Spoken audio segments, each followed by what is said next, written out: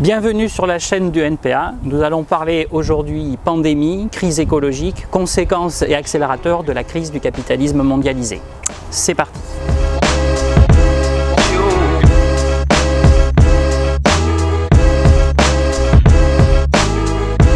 Depuis plus d'un an maintenant, partie de Chine, la pandémie du Covid-19 a bouleversé le monde et pour longtemps.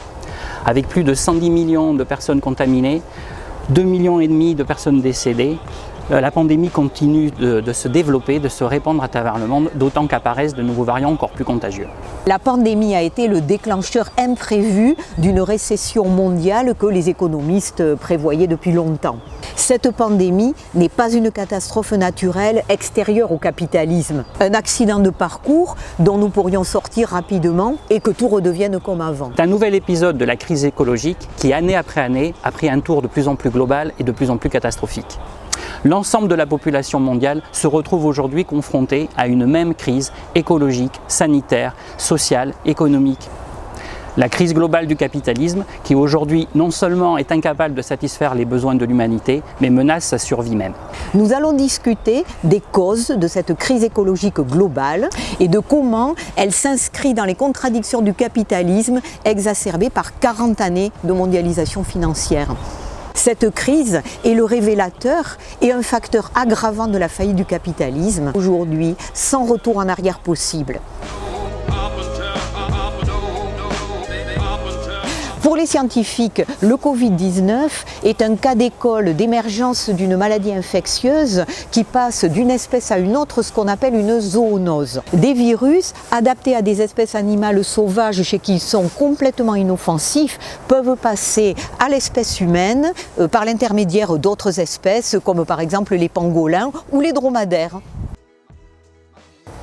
La pandémie de Covid-19 est au moins la 6e pandémie mondiale depuis la grippe espagnole de 1918 qui avait fait au moins 100 millions de morts, plus que la Première Guerre mondiale. C'est surtout la 3e en moins de 20 ans, depuis le SARS-CoV-1 qui a été identifié en 2003 et le MERS identifié au Moyen-Orient en 2012. Ces virus n'ont fait que quelques centaines de morts parce qu'ils étaient très peu contagieux. Le virus actuel est très proche d'eux, mais il est beaucoup plus contagieux, ce qui fait aussi qu'il s'est répandu à une vitesse sans précédent à l'échelle de toute la planète. En fait, les épidémies accompagnent l'histoire de l'humanité depuis le néolithique. Les microbes qui colonisaient naturellement les animaux nouvellement domestiqués ont pu passer à l'homme et devenir aussi directement transmissibles d'humain à humain. La peste, la grippe, la rougeole sont des maladies humaines qui ont très certainement une origine chez d'autres espèces animales. Le développement des villes et des échanges commerciaux ont créé les conditions pour que ces maladies deviennent des épidémies pouvant toucher des milliers ou des millions de personnes. La peste noire, partie d'Asie à partir des rats et de leurs puces, a ainsi décimé la moitié de la population européenne au XIVe siècle. À partir du XVIe siècle, la variole et la rougeole, importées par les Européens en Amérique, ont contribué bien plus que les armes à l'anéantissement des populations indigènes chez qui elles n'existaient pas jusque-là. Depuis, les progrès de la science ont permis de comprendre l'origine microbienne de ces épidémies.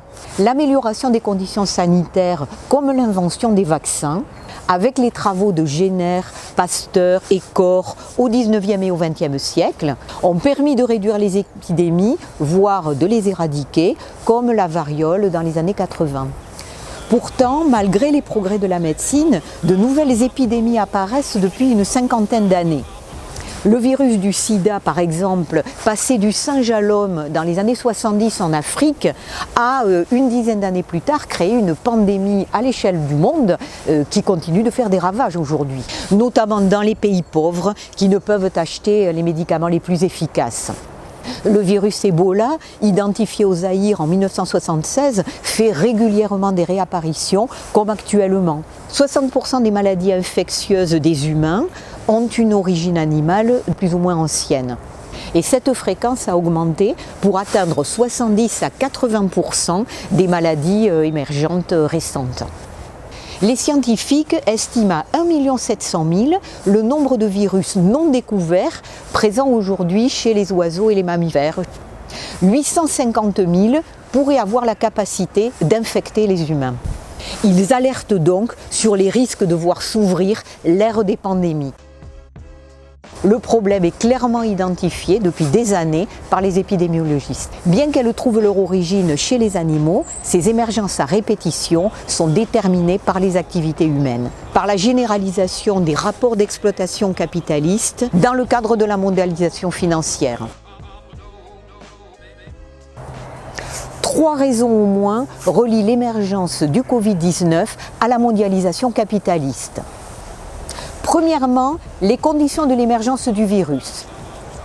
Des secteurs vitaux, comme la production agroalimentaire, ont été profondément réorganisés ces dernières décennies par une poignée de multinationales dans une logique purement financière. Elles ont soumis ces secteurs vitaux à la seule exigence de rentabilité, au détriment des salariés, des populations et de l'environnement. Cette logique financière a entraîné la marchandisation de toutes les activités humaines et de la nature. Elle est à l'origine de l'intensification de la déforestation, du développement d'une agriculture intensive, de la multiplication des élevages industriels qui multiplient les contacts entre espèces sauvages, espèces domestiquées et humains. Tout cela a contribué à construire le cadre idéal pour que des virus inoffensifs transitent d'espèce en espèce jusqu'aux animaux d'élevage et aux êtres humains. Cela explique le nombre grandissant de nouveaux virus comme le Covid-19. Deuxième raison, la rapidité avec laquelle le virus s'est répandu. Le virus a suivi les circuits globaux du capital à travers les réseaux mis en place par les multinationales. Il a suivi l'intense réseau de marchandises et de voyageurs qui relie les nouvelles mégalopoles d'Asie, transformées en ateliers du monde, jusqu'aux places boursières des plus grandes puissances. Enfin, troisième raison, les politiques menées par les États et les organismes internationaux ont désarmé et désorganisé les services de santé, y compris dans les pays les plus riches. Ils ont multiplié les attaques contre l'ensemble des services publics et en particulier celui de la santé. Ils ont imposé des critères de rentabilité aux hôpitaux, ce qui a entraîné la réduction des personnels soignants, la fermeture de lits et de services, comme la pénurie de matériel de protection et de réanimation. En France, en 25 ans, près de 100 000 lits ont été supprimés dans les hôpitaux. Alors que le problème était connu, annoncé et décrit par les scientifiques, les États ont été incapables de mettre en place une politique sanitaire préventive à l'échelle mondiale. Ils ont géré la crise quand elle a éclaté. Dans l'urgence, il ne leur restait plus que le recours à des méthodes de confinement autoritaire, de couvre-feu et chercher à masquer l'échec de leur politique. Cette même logique fait que la campagne de vaccination à l'échelle du monde et en France est un fiasco. Des vaccins ont été mis au point en un temps record grâce aux extraordinaires progrès des techniques et de la science, mais dans ce système, ils ne sont que de simples marchandises avec lesquelles quelques multinationales pharmaceutiques comptent engranger de fabuleux profits. Il n'y a pas assez de doses de vaccins produites pour satisfaire tous les besoins parce que les multinationales pharmaceutiques, en concurrence les unes avec les autres, ne sont pas prêtes à collaborer pour mettre en commun leurs capacités de production. Et les États qui pourraient coordonner une production de masse à l'échelle de la planète se refusent à réquisitionner les brevets et les usines de production au nom du respect du droit de propriété. La production actuelle est non seulement insuffisante, mais elle est surtout répartie de façon inégalitaire. Parce que comme toujours dans cette société, les plus riches se servent les premiers. La population des pays riches représente 16% de la population mondiale, mais leurs gouvernements ont négocié 70% des doses disponibles, de quoi vacciner plusieurs fois chacun de leurs citoyens. Les 3/4 des doses vaccinales disponibles sur le marché ont été accaparées par les 10 États les plus riches du monde. Et bien sûr, les pays les plus pauvres sont dans l'incapacité d'accéder aux vaccins du fait de leur prix prohibitifs. En Afrique, aujourd'hui, la majorité des pays n'a pas commencé à vacciner. Une telle aberration fait courir le risque que dans les pays qui n'ont pas accès aux vaccins, l'épidémie continue de se propager et que de nouveaux variants apparaissent, ruinant toute possibilité d'en finir rapidement avec la crise sanitaire. La pandémie révèle l'absurdité d'un système où les capacités scientifiques et techniques de l'humanité entrent en contradiction avec la propriété privée qui les détourne de leur utilité sociale. La logique du profit rend impossible la mise en place de politiques sanitaires préventives à l'échelle de la planète, comme la mobilisation de toutes les ressources humaines pour faire face à la pandémie. En mars dernier, Macron s'est dit ému et a souhaité que les vaccins soient extraits des lois du marché. Ce que révèle cette pandémie, c'est qu'il est des biens et des services qui doivent être placés en dehors des lois du marché. Déléguer notre alimentation, notre protection, notre capacité à soigner, notre cadre de vie, au fond, à d'autres, est une folie. Nous devons en reprendre le contrôle. Pure hypocrisie, mais aussi aveu de sa soumission aux intérêts privés, puisque l'état d'urgence sanitaire lui permettait de réquisitionner les brevets privés dans l'intérêt de la santé publique. En fait, les capitalistes et leurs représentants sont en train de saboter la lutte contre la pandémie.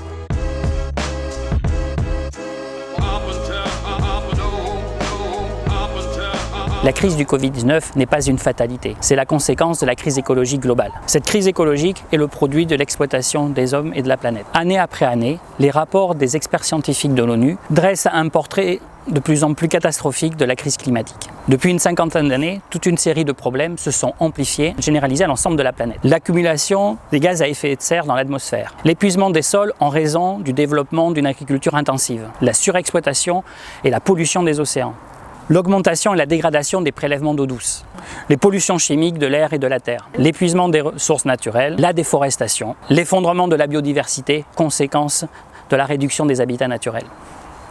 Les climato-sceptiques sont aujourd'hui disqualifiés. L'ampleur, comme l'origine humaine de la crise climatique, est un fait scientifique. Et ça, les classes dominantes, elles sont obligées de l'admettre, d'autant qu'il y a une prise de conscience qui se généralise dans la population et dans la jeunesse. Notre maison brûle, brûle, brûle, brûle. Mais par contre, elles ne sont pas prêtes à remettre en cause leurs profits, leurs privilèges, l'ensemble de leur système. Depuis 25 ans, les conférences sur le climat et sur la biodiversité ne sont qu'une succession de beaux discours, de promesses non tenues et en réalité d'un échec. Les rejets de gaz à effet de serre continuent d'augmenter et ils sont aujourd'hui de 60% supérieurs à ce qu'ils étaient en 1990.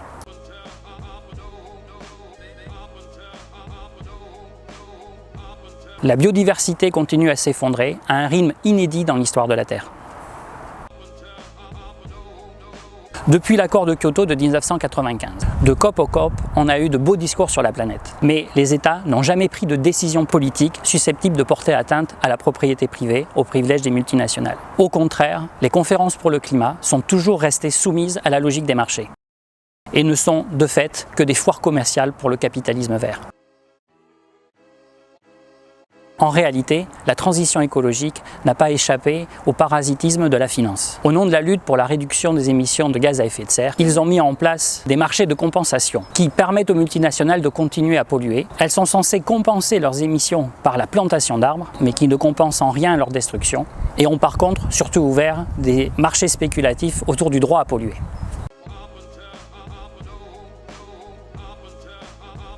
Les États, comme certaines ONG institutionnelles, restent impuissantes face aux multinationales. Et du coup, ils nous servent des discours moralisateurs sur la planète, sur la responsabilité individuelle de chacun.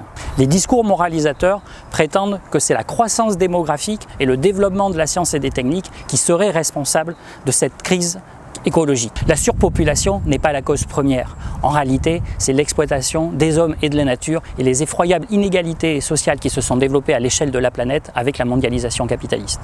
Comme on peut le voir sur ce graphique, les 10% des habitants les plus riches de la planète sont responsables de presque 50% des émissions mondiales de dioxyde de carbone en cause dans le réchauffement climatique, alors que les 50% les plus pauvres ne représentent que 10% de ces émissions.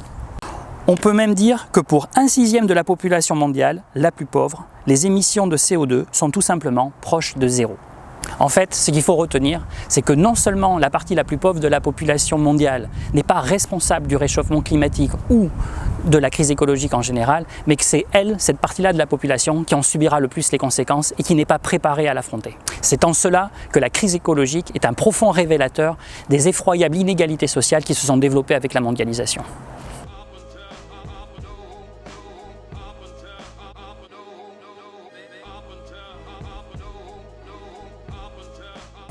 Pour répondre à la crise globale révélée par la pandémie, les États ont multiplié les plans de relance en mettant en avant les enjeux écologiques. Macron a mis sur la table 100 milliards, dont un tiers iront à ce que le gouvernement appelle la relance verte. L'État en réserve une partie au développement de l'énergie à base d'hydrogène, ce qui intéresse des grandes entreprises comme Engie, mais aussi PSA, Renault ou Michelin, mais pas au point qu'ils y mettent eux-mêmes leurs propres deniers. Ils vont laisser l'État mettre la mise de fonds, ce qui représente des investissements massifs de milliers de milliards d'euros, en attendant d'en récupérer les profits à venir. Derrière les belles formules sur les objectifs de baisse des émissions de CO2, il y a surtout potentiellement d'énormes sources de profits à venir pour les multinationales. Les politiques sur le climat, les plans de transition écologique ou autres New Deal ne visent qu'à ouvrir des opportunités nouvelles à grand renfort de fonds publics pour que les multinationales continuent à s'approprier les richesses produites par le travail humain tout en continuant à dévaster la planète. Le cynisme des classes dominantes, leurs responsabilités sont sans limite et le dernier rapport de l'Oxfam de 2021 est sans appel. Il nous dit que bien que la richesse produite ait partout reculé dans le monde, il n'a fallu que 9 mois aux 1000 personnes les plus riches de la planète pour retrouver leur niveau de fortune d'avant le niveau de la crise au lieu de 5 ans lors de celle de 2008. Dans le même temps, depuis mars, entre 200 et 500 millions de personnes supplémentaires sont tombées sous le seuil de pauvreté et ne sont pas prêts d'en sortir. En France, la fortune des 43 milliardaires du pays a d'ores et déjà dépassé celle de février 2020. Dans le même temps, la moyenne des revenus dans le pays a reculé de 1,1%, mais là encore avec de fortes disparités. Le nombre d'allocataires du RSA a augmenté de 8,5% et 8 millions de personnes dépendent désormais de l'aide alimentaire, 2,5 millions de plus qu'avant la crise. En fait, ce qu'on peut dire, c'est que les milliers de milliards des plans de relance ont surtout servi à alimenter les circuits financiers et de la bourse. Et il faut se rendre compte qu'à côté, seulement 1% du plan de relance est consacré aux plus pauvres. Le reste a été versé aux entreprises sans aucune contrepartie contraignante. Avec la relance verte, les gouvernements voudraient nous faire croire qu'ils vont réparer les dégâts écologiques du capitalisme.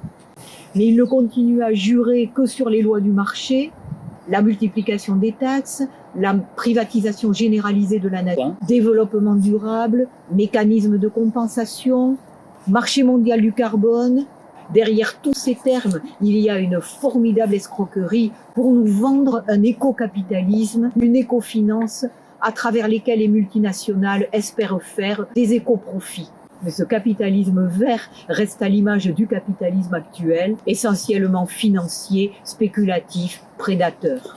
Les différents partis de la gauche réformiste, comme les appareils syndicaux, multiplient eux aussi les programmes comme le Green New Deal. Certes, ces appels prennent le contre-pied de l'idéologie libérale, de plus en plus discréditée. Ils défendent une transition écologique reposant sur l'intervention de l'État contre les multinationales, une transition qu'ils voudraient socialement juste. Alors bien sûr, ces appels trouvent un certain écho face à l'inquiétude grandissante par rapport à la crise écologique, mais ils ne font que légitimer cette vieille illusion qu'il serait possible de rendre le capitalisme raisonnable, de le contrôler grâce à l'intervention de l'État et de politiques publiques. Mais pour nous, il est évidemment illusoire de penser que les États pourraient un jour s'opposer à la logique des marchés, à la propriété privée, aux intérêts des classes dominantes auxquels ils sont soumis. Il ne suffira pas de voter pour un bon gouvernement doté d'un bon programme pour effacer la réalité de cette société divisée en classes aux intérêts inconciliables. Et ce n'est bien sûr pas par des décisions de justice qu'on pourra contraindre les États.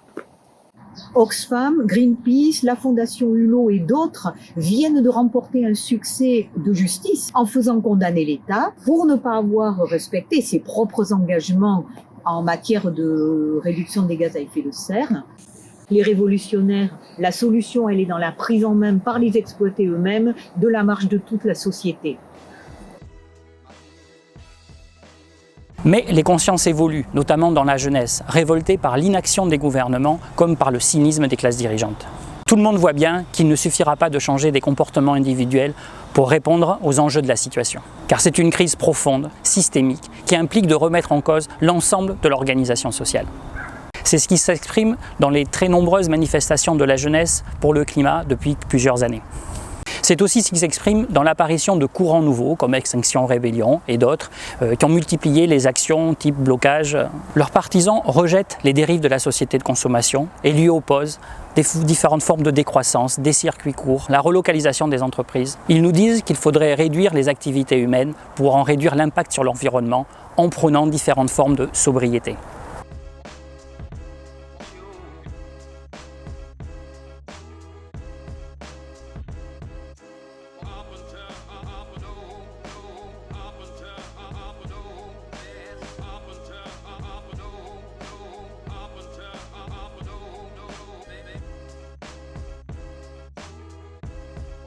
Mais comment parler de sobriété, de décroissance, quand d'immenses besoins vitaux ne sont pas satisfaits à l'échelle de la planète?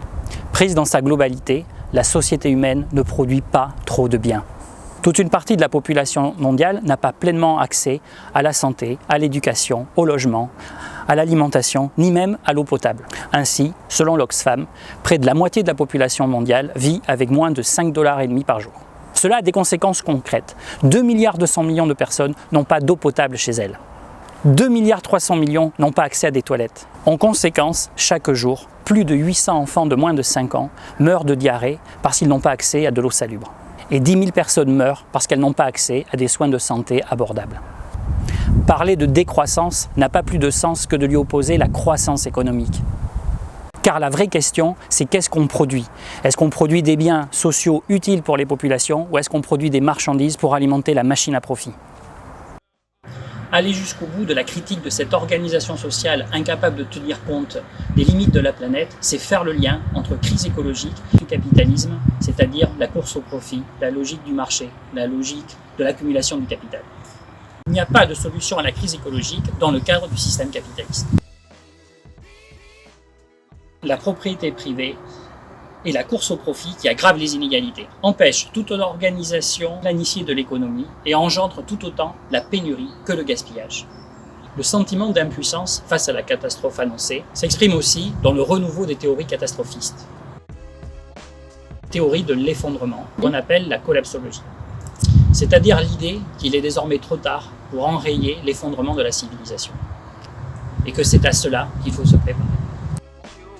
Cette vision catastrophiste de l'avenir alimente toutes sortes de théories du complot. Mais surtout n'offre comme seule perspective que le repli sur soi, individuel ou en petite communauté autonome, mais qui cultive l'hostilité à l'égard de la science et du progrès en général.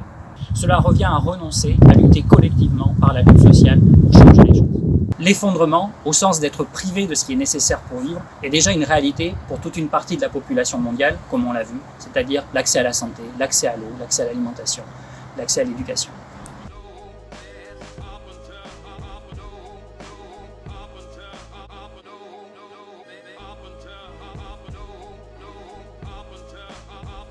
L'appropriation des richesses par les classes dominantes ne s'arrêtera pas d'elle-même.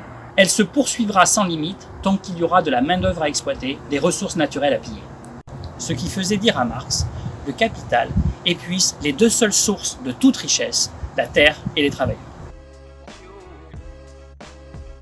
La crise actuelle est l'aboutissement de ces deux épuisements qui se renforcent mutuellement. C'est à ces deux limites que le capitalisme mondialisé se heurte aujourd'hui, des limites pour lui indépassables et qui aggravent sa faillite. Le capitalisme est entré dans une phase de maladie endémique permanente, tant sanitaire qu'écologique, qu'économique et sociale, sans retour en arrière possible. Cette situation est d'autant plus insupportable que pour faire face à la pandémie, comme à la crise écologique, les solutions existent. De même que les moyens humains, scientifiques, techniques qui rendent ces solutions possibles. Elles sont connues, elles n'ont rien de mystérieux, mais leur mise en œuvre se heurte à la propriété capitaliste, au profit des multinationales. Choisir quel type d'énergie utiliser en fonction de son impact sur l'environnement. Combiner, sans les opposer, des productions locales et l'organisation des échanges internationaux. Arrêter les productions inutiles comme celle des armes, tout en développant des services publics efficaces et gratuits pour organiser dans l'intérêt général l'éducation, la santé, le transport, la distribution d'eau et d'électricité. Ces solutions sont évidentes, elles nécessitent des choix conscients, discutés démocratiquement. Et ça ne peut être que par les travailleurs, la jeunesse, l'ensemble de la population. Sur cette base, pour nous, ce qui est nécessaire et possible de réaliser, c'est de réorganiser l'ensemble de la production mondiale. Il s'agit de la planifier à l'échelle du monde pour la rendre plus rationnelle, tournée non pas vers la rentabilité financière, mais vers la satisfaction des besoins des populations tout en tenant compte des contraintes écologiques. Cette réorganisation de l'économie mondiale ne pourra se faire que sur la base de l'expropriation des principales multinationales. Prise de contrôle démocratique de leur fonctionnement par leurs salariés comme par l'ensemble de la population, pour imposer une toute autre logique sociale que celle du profit et de l'accumulation du capital.